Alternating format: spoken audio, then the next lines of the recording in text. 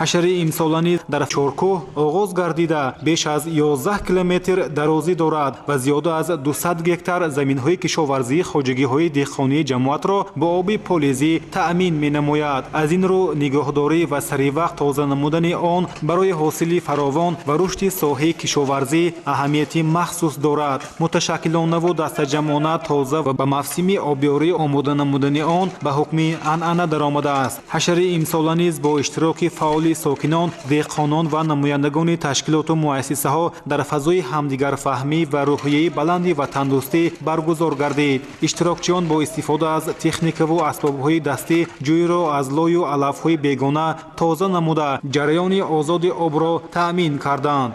Сокинони ҷамоат ҳар сол бо чунин иқдоми нек ба тозагии ҷӯй аҳамияти хоса дода барои омодагӣ ба мавсими кишту кор саҳми арзанди худро мегузоранд. Ин амали дастаҷамъона намунаи равшани ҳамбастагӣ ва масъулияти шаҳрвандон дар роҳи ободии диёр маҳсуб меёбад. Бо чунин иқдомҳои созанда сокинони ҷамоати деҳоти Сурх минбаъд низ барои рушди кишоварзӣ ва беҳдошти шароити зиндагӣ талош хоҳанд варзид.